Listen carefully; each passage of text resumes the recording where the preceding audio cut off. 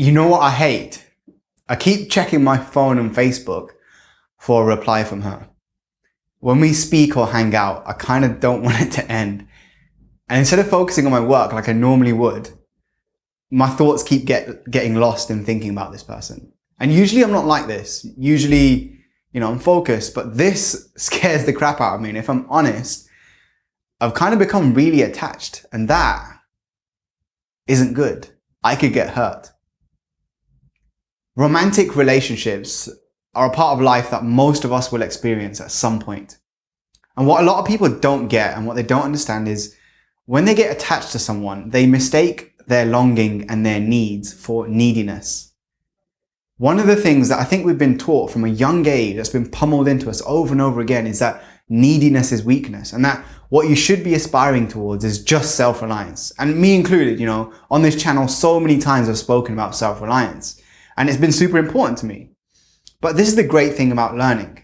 You find your own fatal flaws and the limits of your beliefs. And one thing I'm constantly trying to do is follow my dharma, getting to the root of things, unpicking and unpacking, so I understand myself and other people much better.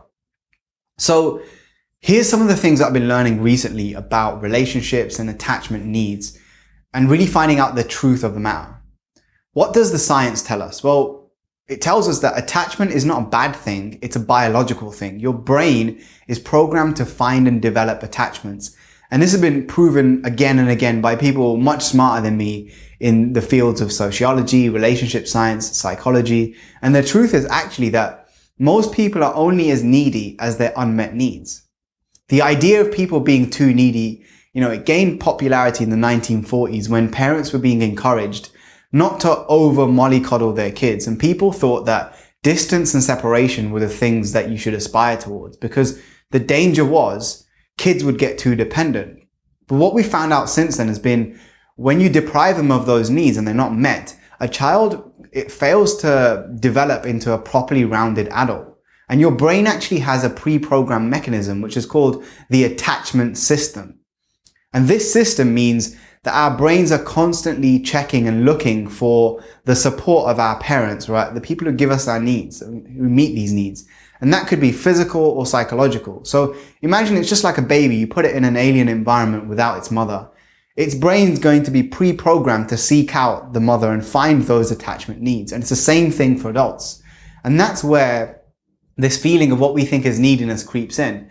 It doesn't matter where you are in your relationship, beginning, middle, you've been together for years. That's what your brain is programmed to do. So no wonder that you feel anxious and agitated sometimes. What we need to realize is actually dependency is a biological thing. It's a fact, just like you needing to breathe oxygen or eat food or drink water. So what do you do from here? Well, the first thing you want to do is change your thinking to, is this the right person to meet my emotional needs? Can they meet them? Will they? Instead of thinking, do they like me? Am I good enough? Which is what most of us have been taught to do.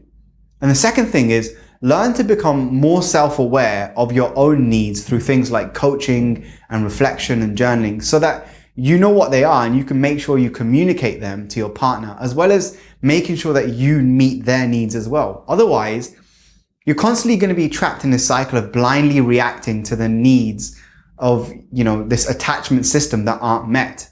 And this is something that I hear a lot from people, and it's kind of sad, that they believe that they're this needy person when in actual fact, it's just the attachment system not being properly fulfilled. And especially for men, we've been conditioned to suppress these emotional needs and to kind of look at them as weak. But in actual reality, it's just a biological fact.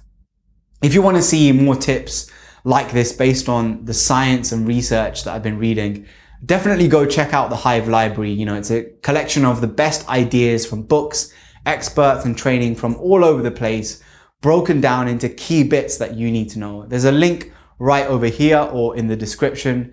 And make sure that you share this video with a friend that you think it might help, because this is the stuff that, and it's annoying. School never really teaches you, but is an absolute key life lesson. Your needs are important. So accept only the best and nothing less. And I'll see you guys in tomorrow's daily video. Peace.